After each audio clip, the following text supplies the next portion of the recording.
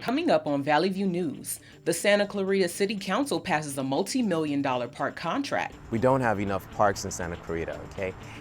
Valencia has a lot of parks. Plus, as the drought gets worse, water restrictions increase as well. It's looking like it's going to be a fourth consecutive dry year for us here. And what are the benefits of taking jiu-jitsu classes? And it really is, it's a beautiful thing. Hello and welcome to Valley View News. I'm Camille Acevedo. And I'm Rocky Walker. Acting LA Council President Mitch O'Farrell says that council members Kevin De Leon and Gil Cedillo are removed from committees. Committees include real estate development and housing. Both members haven't released statements since Nuri Martinez's resignation. O'Farrell says the council can't remove them from their posts, but he's hopeful that they would step down. The suspect was arrested in the Stockton, California serial killings. Authorities say 43-year-old Wesley Brownlee was apprehended as he was hunting for his next victim. Police Chief Stanley McFadden says they managed to stop another killing. District Attorney Ron Freitas spoke in a press conference. I look forward to prosecuting him to the fullest extent of the law. Brownlee was wearing dark clothing with a mask around his neck at 2 a.m. He had a firearm in his waistband. Authorities are investigating if this firearm was the same one used in the serial killings. Los Angeles City Council is still under fire as protesters demand the resignations of 2 more council members. Council members Kevin De Leon and Gil Cedillo were participants in the racist recording with Nuri Martinez. Protesters were outside Kevin De Leon's home this week. They call themselves the People's City Council. They dress as sanitation workers and use blaring sirens. They claim they gave De Leon the same treatment that the unhoused get. In addition, local indigenous groups marched in downtown LA demanding the 2 resign. Councilmember Mike Bonin, who was targeted in the racist recording, also demanded that De Leon and Cedillo resign. The assistant superintendent for the San Diego County Office of Education says most districts don't have personnel dedicated to cybersecurity. The state's Department of Education says the agency provides best practices and resources for data security. It says it's up to the district and the school officials to make security decisions. LAUSD was hit by a ransomware attack early this month. The hacker threatened to publish confidential data. Experts in cybersecurity say LAUSD isn't ready for another ransomware attack. Public schools hold personal data, including social security numbers and health and financial records. Santa Clarita's City Council voted in favor of constructing a new park. Our reporter Jesse Barrientos attended the meeting. Santa Clarita's City Council voted in favor of a new park design contract. It'll cost $6.3 million. Tony Maldonado is president of the Republican Congress Club. Canyon Country in particular needs to have more facilities that can provide enough activities, physical activities for adults, children. Santa Clarita has 35 parks, and Elaine Ballas loves them, but she says she wants more attention to be paid to other city facilities and to the interests the people in the community have.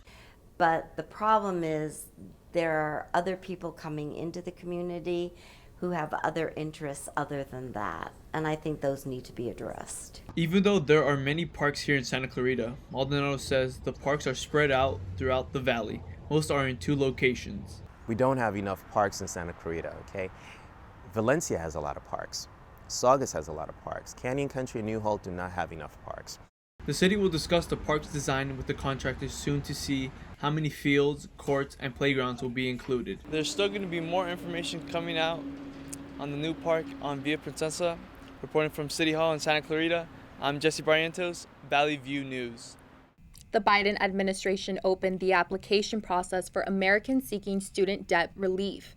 The early opening is a test to help the Education Department find problems with the site before its official launch. Anyone who applies for debt relief will get a confirmation email, but their application won't be processed until October.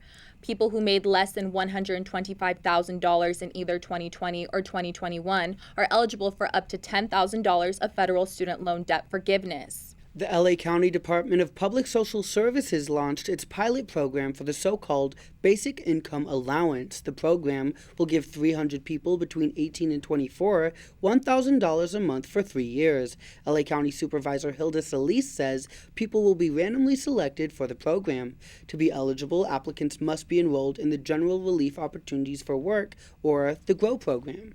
Grow offers employment and training opportunities for young adults. Solis says the extra income will help unlock their full potential. Some California families might be able to get up to $100 a month for groceries. The Mas Fresco program lets CalFresh participants to earn $2 to $4 for every $1 of CalFresh benefits they receive. The program partners with UC San Diego Health, the U.S. Department of Agriculture, and Northgate Gonzalez Market. It wants to promote a diet of fresh fruits and veggies. Recipients must be enrolled in the CalFresh program and be at least 18 years old to participate. Rewards can only be earned and used at the Northgate Market location. LA County launched a mobile health clinic service to help the unhoused. Officials say it's a more efficient way to ensure immediate health care. The blue trucks have examination rooms for primary and urgent care. They also have ultrasounds, EKGs, psychiatric care, and substance abuse treatment. Social workers can meet patients at the blue trucks. The county vehicles are located near homeless encampments. Since they're mobile, they can move as encampments move along. The truck costs more than $2.2 million. A new fellowship program lets undocumented students to earn money while in college. College Corps fellows will do projects for public schools, food insecurity, and climate change. Fellows will get up to $10,000 for a year of service. It includes a living allowance and an education award. UC San Diego has 95 fellows who work with community partners for hands-on experiences. California allotted money to continue the CalHope Warm Line. CalHope was launched in response to the COVID pandemic. It provides non-crisis emotional support 24 hours of the day. The state approved $30 million for the next 3 years to improve CalHope and other mental health programs. The 38th annual AIDS Walk LA is returning. The 2-mile walk was themed Be All Over It. Walkers raised more than $92 million in the fight against HIV and AIDS. The money goes to prevention, care, and advocacy group programs. More than 18,000 people have HIV and AIDS in the country. This is the first in-person AIDS walk since the COVID-19 pandemic outbreak. The number of hospitalized LA County COVID patients continues to decline. The number dropped by 9 people, bringing the overall total down to 446. 58 of them are intensive care. The county reported 1,329 new infections. That number is likely to be under the actual amount because more people are using at-home COVID tests. This winter is expected to see a significant surge in COVID cases. Last winter's surge didn't overwhelm hospital staffs due to widespread vaccinations and immunity. County Public Health Director Barbara Ferrer still wants people to get the most recent COVID booster shots in order to avoid straining the healthcare system this winter season. LA County health officials say some travelers will be screened for the Ebola virus. The federal government is rerouting travelers from Uganda after an Ebola outbreak in the African nation. Local health officials say no one from Uganda has traveled through LAX in the past 21 days. Travelers who exhibit any symptoms of Ebola will be referred to the LA County Department of Public Health. The county will provide travelers with informational materials about Ebola and its 21-day incubation period. 2 years ago, California banned flavored tobacco products like menthol cigarettes and cotton candy vaping juice. Officials say the products attract children to use them, but the ban could be halted because tobacco companies managed to get enough signatures to put the law to a statewide vote. State Democrats say the law is needed in order to stop the rising numbers of teens smoking. Some Republicans say the ban will cost the state around $100 million annually in tax revenue. Harvey Weinstein's rape and sexual assault trial started last week in Los Angeles. Among his accusers is Jennifer Siebel Newsom, Governor Gavin Newsom's wife. The actor and documentary filmmaker will testify at the trial next week. Weinstein is already serving a 23-year prison sentence in New York for 11 counts of rape and sexual assault. Jennifer Siebel Newsom and 4 other women will testify as Jane Doe. The trial comes 5 years after the women's stories made the Me Too movement explode. Authorities are investigating a fatal gang-related shooting that killed a Santa Ana man last Saturday. The Santa Ana Police Department said 25-year-old Abelino Freddy Vigueras died from multiple gunshot wounds to the upper body. He was rushed to a nearby hospital where he was later pronounced dead. A carjacking victim died during a police pursuit in Los Angeles. The victim was stuck in the car's seatbelt and dragged on pavement for nearly 3 miles. Suspect Joshua Reynaud carjacked the vehicle during a police pursuit. Reynaud will be booked on homicide charges once he's released from the hospital. He was wanted in connection with an armed robbery, and that's why police were trying to arrest him. More to come on Valley View News. Turkey is in mourning after an explosion killed 41 coal miners, and Venezuelan migrants are denied asylum. Coming up on Valley View News, what are raves doing to fight the fentanyl crisis? Just making sure that the group stays together. Plus, Inglewood hosts a 5K walk run. To really promote education on cardiovascular health and heart health. And volunteers help remove invasive plants in Van Nuys. I find it very refreshing to be out here. Hello, welcome to Valley View News. I'm David Reyes. And I'm Giovanni Galvez. House Speaker Nancy Pelosi's husband, Paul Pelosi, was attacked in their San Francisco home last week. The intruder allegedly shouted, "Where's Nancy?" Police say David DePape repeatedly hit 82-year-old Mr. Pelosi with a hammer. He suffered injuries to the head, right arm, and hands. He has surgery on the injuries. Governor Gavin Newsom is Paul Pelosi's nephew. I'm very anxious about what's going on in the country. I'm very anxious. What more evidence do you need than this morning's headlines with Speaker Pelosi's husband, who I've known since my birth. Pelosi's doctors expect him to have a full recovery. DePape faces multiple state and federal charges, including attempted murder. With Election Day coming up, voting centers are open. More than 100 early voting centers opened last weekend. The hours are from 10 a.m. to 7 p.m. So far, more than 5 million people have received mail-in ballots. Votes by mail-in ballots can be returned to drop boxes. Centers will be open from 7 a.m. to 8 p.m. on Election Day. You can find your nearest vote center online. During the COVID-19 crisis, there was a need for mail-in ballots. Now election officials say mail-in ballots is still secure and safe. If you want, you can track your ballot at Where's My Ballot site. It's operated by a company called Ballot Tracks. It only tracks the ballot's envelope. You can sign up for the text alerts, emails, or voice notifications. It notifies about every movement your envelope makes up to when it's counted. To register for the service, just provide your name, date of birth, and zip code. The city's controversial anti-encampment law is a hot election issue. The law is enforced in 18 locations throughout the city. It includes banning tents on the streets. Candidate Hugo Soto Martinez says the law is ineffective. He wants to repeal the ordinance. Other city hall restrictions on the unhoused are in question. One outlaws where people can sit, sleep, and store their property. Supporters say both measures protect children. They say the ordinance also ensures wheelchairs have full access to the sidewalk. A Halloween celebration in Seoul, South Korea led to at least 154 deaths. Many were trapped and crushed by a crowd surge in a narrow alley. 82 people were injured. A survivor reported seeing at the time a group of men pushing others. Emergency workers and bystanders gave CPR to the victims in the streets. Most of the victims were teens and people in their 20s. There's an investigation into the incident. Authorities still aren't sure what led to the crowd surge. There were also safety concerns at another big Halloween celebration here in Southern California. Because of the fentanyl overdose crisis, organizers of a raid took safety measures to prevent overdoses. Our reporter Camille Acevedo attended. Because the number of fentanyl overdoses continue to rise in Southern California, the promoter Insomniac wants to stem the tide. Its Escape Halloween partnered with the group End Overdoses to help keep partiers safe last weekend at its massive event in San Bernardino. Police and health officials say many substances popular with young people can easily be laced with fentanyl. Many ravers here were mindful of fentanyl. I think everyone should start being more aware that a lot of drugs are being cut with fentanyl, so it's more than just having to be aware of just fentanyl, the substance, but in other drugs as well.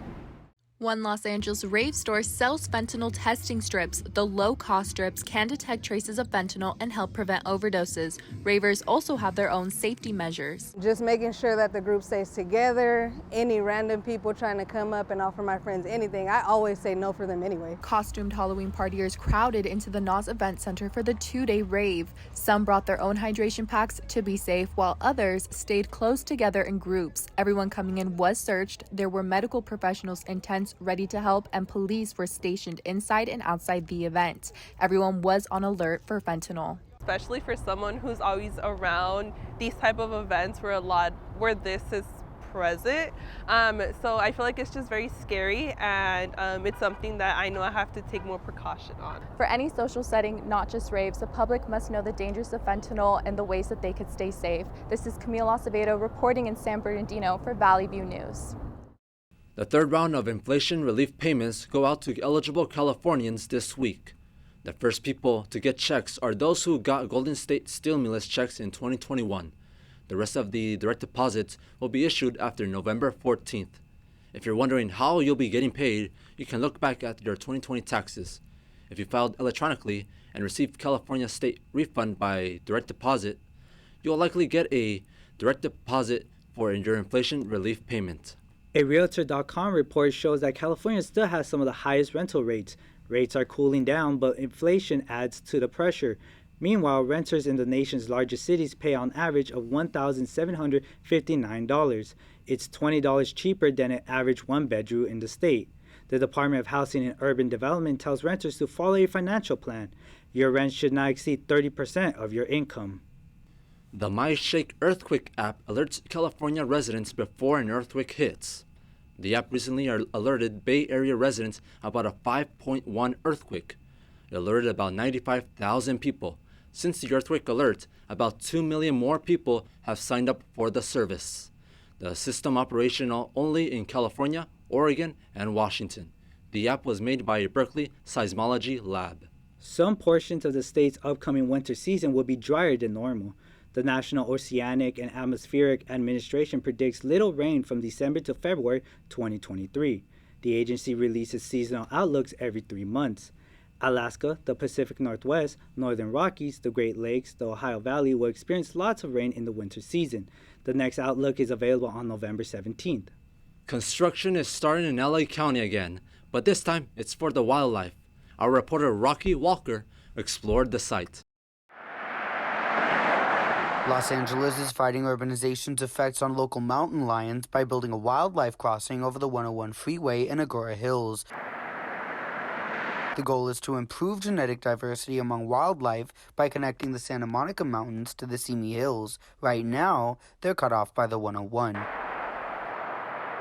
It will reconnect basically islands of habitat, the Santa Monica Mountains, the Simi Hills, and then beyond. I mean, they were essentially severed by the freeways. A decline in biodiversity has led to birth defects among mountain lions, and recently some of the lions showed on average a 93% abnormal sperm rate. With the low fertility rates, it's believed this wildlife crossing is the last hope for the area's mountain lions.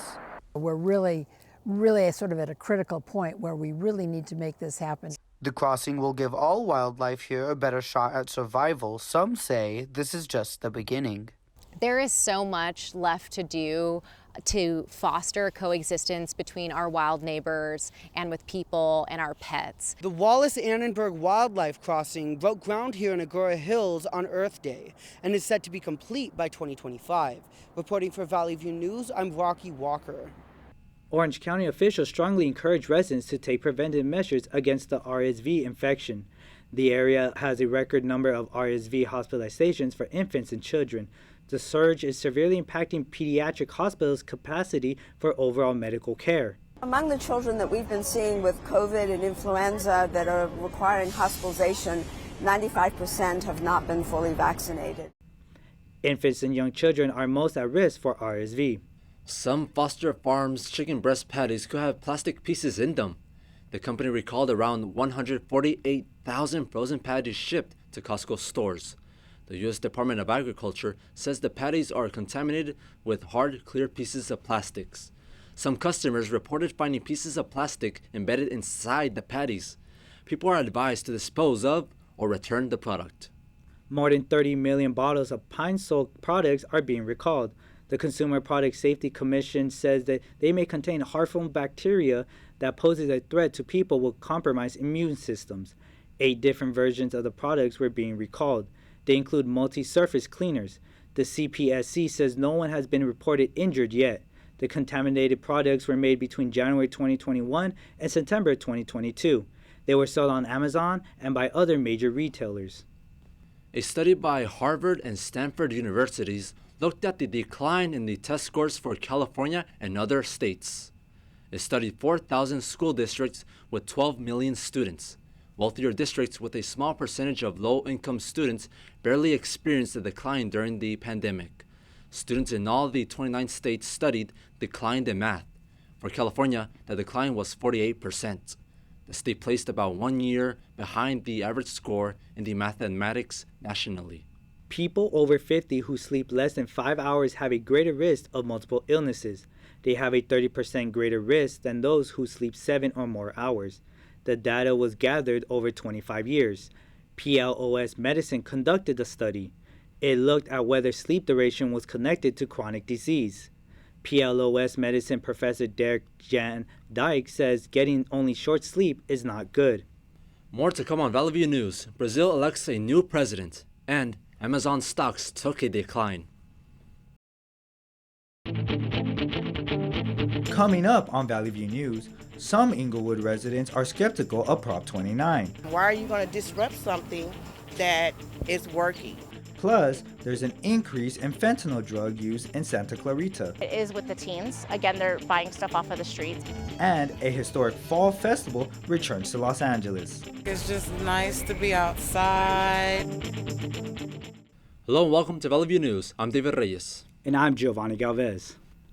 The City Council passed an ordinance prohibiting pregnancy service centers from issuing misinformation. It's expected to stop the deliberate misleading of people about reproductive health, including abortions. City Attorney Mike Feuer says it comes to reproductive health, time and truth matter most. The ordinance is a response to the Supreme Court's decision to overturn Roe v. Wade.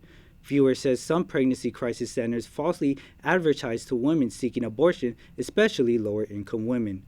The ordinance will be enforced by Feuer's office. Fines could go up to $10,000, and victims will be able to sue for compensation. LA City Council member Kevin De Leon says he won't step down despite a public outcry. De Leon is heard on part of the late controversial audio with former council president Neri Martinez, where racist remarks were made. Martinez resigned from their position last week. De Leon says he's sorry. There was public outrage after the audio was released on the media platform Reddit earlier this month. The council's Wednesday's meetings are now being held on private since protesters are causing delays. Also, California's Department of Justice is investigating the city's redistricting policies in response to what was heard on the audio. California's COVID-19 state of emergency ends in February. The February date gives officials time to handle any potential winter surges. It also allows time for policy changes if needed. California will continue its so-called smarter plan that helps with overall COVID-19 safety efforts. Meanwhile, health officials say people should continue to be mindful of COVID-19. California's state of emergency allowed it to have the lowest COVID-19 death rate among states. The state is slowly recovering from an estimated $20 billion in fraud stemming from the COVID-19 crisis. The money was stolen by American and international criminals who falsely claimed unemployment benefits. It was the largest reported pandemic-related fraud in the U.S. The U.S. Department of Labor Office of Inspector General says $163 billion of benefits were paid improperly throughout the nation. In addition, Social Security numbers and fake names were used to commit the fraud. The state is working with National Fraud Task Force in the investigation. This year's ballot includes a proposal that would create a new rule for dialysis clinics. Some neighborhoods are concerned about what those rules could mean for their community. Our Savanah Taylor reports from Inglewood. Some Inglewood residents are concerned about Prop 29 and the future of local dialysis clinics. Proposition 29 would make it mandatory to have an on-site physician or nurse practitioner while patients are being treated. 20-year resident Ivani Martin says that while 29 may improve quality, closing clinics could be harmful. We have family members that rely on dialysis, and I see what it does for them. And without having the clinics around, I can't imagine how they would be able to survive. The California for Kidney Dialysis Patient Program Protection is leading the campaign supporting Proposition 29. It would prohibit clinics from refusing patients care based on methods of payment or insurance policy. Inglewood resident Sharon Kendrick says the clinics are sustainable the way they are. Why are you still continuously trying to push for something that communities don't need and what are you doing for the patients? How is that going to affect them? Why are you going to disrupt something that is working? This is the third time in the last 5 years that a prop like Prop 29 has made it on the ballot. California residents can vote in person at their local elections office until November 8th or by mail until October 24th. For Valley View News, I'm Savanah Taylor. Latino voter engagement in California is low according to a poll by the Latino Community Foundation. Latinos are the second largest voting group in the state. Their turnout could shift the balance of power in Congress. Inflation and housing are top issues for Latinos. Analysts say there should be more campaign outreach to Latinos on these issues. The Latino Community Foundation poll found that 57% of registered Latinos say they know little to nothing about President Biden's Inflation Reduction Act. 2/3 of registered Latino voters say they'll vote in this year's election. 31% say they're unsure if they'll vote. The average price of a gallon of gas in LA dropped 34 cents last week. Gas Buddy reports the average price now stands at $5.87. The state also is giving gas cost rebates that go from $200 to $1,000. People who filed a 2020 tax return are eligible.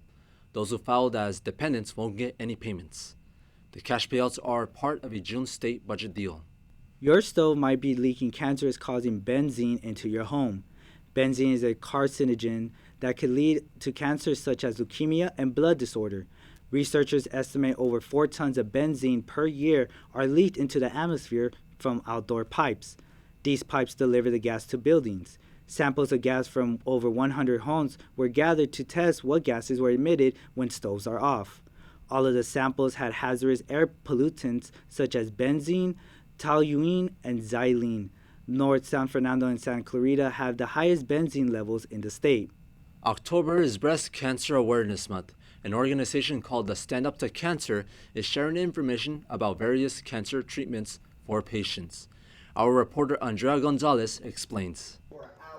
The Stand Up to Cancer group funds and develops promising cancer treatments. The organization accelerates the rates of new discoveries because it works directly with scientists. The connection has led to breakthroughs. We felt that this was an important cause because we want to increase cancer screenings in communities of color throughout Los Angeles, specifically Santa Monica, Venice, West LA. Dr. Anton Bilchik is the chief of general surgery at Providence St. John Health Center. He's worked with patients such as late actor Chadwick Boseman. He says strides have been made in cancer research, but the search for cancer cure must continue. We have many more drugs that have been developed that are effective against cancer, but there are very, very few blockbuster drugs. So although we've made progress, we still have a long way to go. Stand Up to Cancer says it was happy to share cancer and health information during this 2-hour event, especially during the Breast Cancer Awareness Month. Although cancer is the second leading cause of death in the United States, there are many ways for it to be prevented and being caught early. For more information, please visit standuptocancer.org. Reporting for Valley View News, this is Andrea Gonzalez. Mental health workers in California voted to end a 10-week strike. Around 2,000 mental health professionals in Northern California ended the strike. The ratifying vote was over 1,000 to 36 votes against. Workers from Kaiser Permanente were on strike. Their union want better working conditions that will improve patient care. There's an increase from 60 to 90 minutes for therapists to assess children. The union says Kaiser will increase its staff. 66 healthcare workers in Hawaii remain on strike against Kaiser. Wealthy Californians are facing an onslaught of tax-the-rich initiatives and laws. One measure could potentially raise taxes for anyone making more than $2 million a year. Proposition 30 would fund electric charging vehicle stations and wildfire prevention. The measure would add an additional $2 million per year to the budget through January 2043. But Governor Gavin Newsom is against the measure. The governor says it's a cop-out by companies like Lyft to avoid covering their business costs. He says the prop is a Trojan horse that puts corporate welfare above state welfare. Pacific Gas and Electric might conduct its first public safety power shutoff of the year. It says some areas might be affected by high winds and dry air. The shutoff would be a safety measure to prevent fires. The utility is monitoring the winds. PG&E says if winds stay below 40 miles per hour, there's no need to shut power to neighborhoods. That would be a last resort. A federal appeals court has temporarily blocked President Biden's student loan forgiveness. The The Eighth Circuit Court of Appeals will consider a motion from 6 Republican-led states. It's unknown what the appeal means for those who have already applied. White House Press Secretary Karine Jean-Pierre encourages people to still apply. She says the court's order doesn't prevent people from applying. The Biden administration is battling the legal challenges. The payments are expected to restart next year. The governor swore in over 3,200 fellows for the Californians for All program. The program is a response to the pandemic. It'll offer up to $10,000 to community, state, and UC students in exchange for a year in community service. Service opportunities include tutoring and mentoring for low-income students in K-12 schools. 10,000 applications have been submitted so far.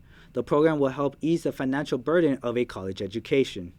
Anonymous flyers in one LA County community ordered residents to hand out Halloween candy. Neighbors in the Bristol Park community of City of Commerce received a flyer that instructed them to participate in Halloween and at certain hours. The flyer said all residents in the Bristol Park community of City of Commerce are obligated to hand out candy on October 31st, 2022. They were told to give out candy between 8 p.m. and midnight. The order was signed by someone called the Neighborhood Watch Captain. Some residents were upset with the flyer. Online reactions ranged from anger to support. The City of Commerce said residents can do as they please on Halloween. More to come on Valley View News. Russian Siberians seek refuge on American soil, and Mexico is hit with a hurricane. Stay with us.